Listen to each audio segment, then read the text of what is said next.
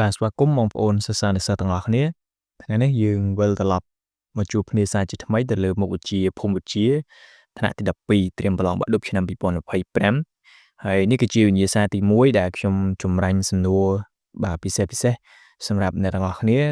ដើម្បីធ្វើការត្រៀមប្រឡងបាទអញ្ចឹងឥឡូវយើងចូលទៅមើលសំណួរទី1ដែលគេបាទនិយាយថាព្រៃឈើជាប្រភពភោគទ្រព្យធម្មជាតិកើតឡើងវិញចូលបញ្យលលើកឧទាហរណ៍មកបញ្ជាក់បាទអញ្ចឹងសំណួរភូមិវិទ្យាភាគច្រើនខ្ញុំមើលឃើញណាចេញតែ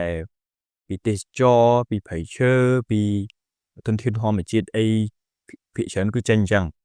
បាទអញ្ចឹងយើងមើលឲ្យច្រើនទៅបាទតើតើជាពិសេសទេសចរផលប៉ះពាល់អីហ្នឹងបាទយើងមើលច្រើនទៅយើងអាចមានគំនិតក្នុងការទៅសេហើយឥឡូវយើងទៅមើលចម្លើយបាទព្រៃឈើជាប្រភពភោគទ្រព្យធម្មជាតិកើតឡើងវិញអាស្រ័យលើលក្ខខណ្ឌបាទលក្ខខណ្ឌអីខ្លះបាទជាងយើងដាក់ទី1មកលក្ខខណ្ឌបាទអាកាសធាតុប្រទេសកម្ពុជាស្ថិតនៅតំបន់ត្រូពិកទទួលឥទ្ធិពលខ្យល់មូសុងមានលក្ខណៈក្តៅហើយសើមមានភ្លៀងធ្លាក់កន្លះឆ្នាំខ្សត់ភ្លៀងកន្លះឆ្នាំលក្ខខណ្ឌអាកាសធាតុនេះបានអនុគ្រោះដល់ការលូតលាស់នៃរុក្ខជាតិនិងដំណាំគ្រប់ប្រភេទហើយលក្ខខណ្ឌមួយទៀតគឺកិច្ចការពារប្រសិនបើមានកិច្ចការពារនិងការគោរពច្បាប់បានល្អនៅព្រៃឈើនឹងកើតឡើងវិញដូចដើមបាទហើយមួយទៀតប្រសិនបើមិនមានការគ្រប់គ្រងឬក៏កិច្ចការពារនឹងបានល្អទេបាទនោះនឹងត្រូវបាត់បង់ហើយមនុស្សជំនាន់ក្រោយនឹងខ្វះធនធានធម្មជាតិក៏ដូចជាផលប្រយោជន៍សម្រាប់ការវិវត្តប្រទេសជាតិផងដែរបាទអញ្ចឹងយើងដាក់ប៉ុណ្ណឹងមកបកស្រាយប៉ុណ្ណឹងមកបានហើយយើងដាក់ឧទាហរណ៍ដូចជាទិវារុក្ខទិវាហើយនឹងសហគមន៍នាំគ្នាដាំដើមឈើឡើងវិញជាដើមបាទអញ្ចឹងធ្វើបានហ្នឹងគឺបាទជាប្រភពបាទព្រៃឈើគឺជាប្រភពភោគទ្រព្យដែលបាទកើតឡើងវិញហើយបាទឥឡូវយើងឈានចូលសំណួរទី2ដែលគេសួរថាតើកង្វះអាហារូបត្ថម្ភបណ្ដាលមកពីកត្តាអ្វីខ្លះបាទ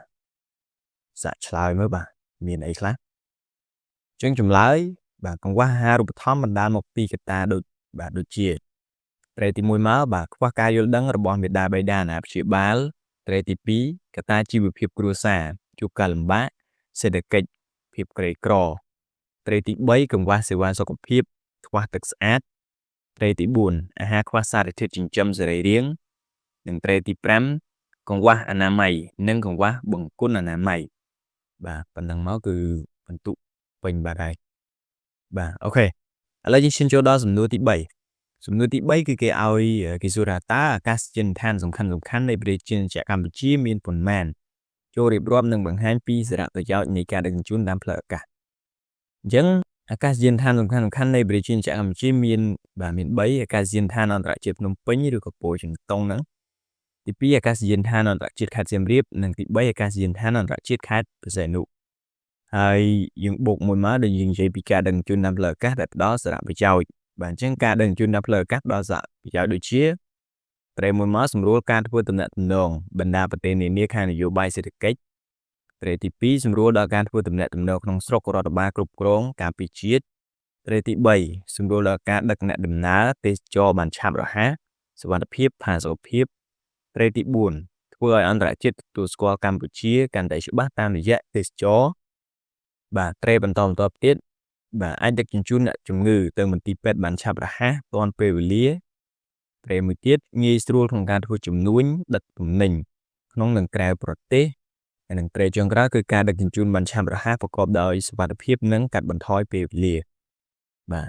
អានេះគឺផលប្រយោជន៍នៃការដឹកជញ្ជូនតាមផ្លូវអាកាសបាទយើងមើលសំណួរទី4សំណួរទី4គឺគេឲ្យយើងរៀបរាប់តួនាទីនៃវិស័យទេសចរនៅក្នុងសេដ្ឋកិច្ចបាទអញ្ចឹង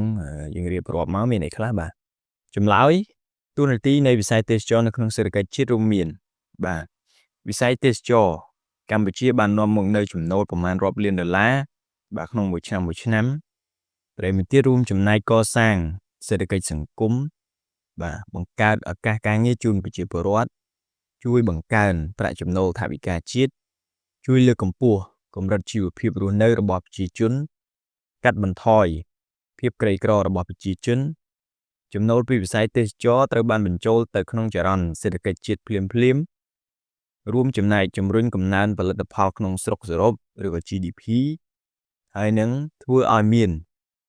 លំនឹងជញ្ជីងពាណិជ្ជកម្មនិងជួយជំរុញវិស័យផ្សេងៗទៀតឲ្យមានសន្ទុះឬចម្រើនបាទនេះគឺជាផលប្រយោជន៍ឬក៏តួនាទីសំខាន់ នៃវិស័យទេសចរណ៍នៅក្នុងសេដ្ឋកិច្ចជាតិឥ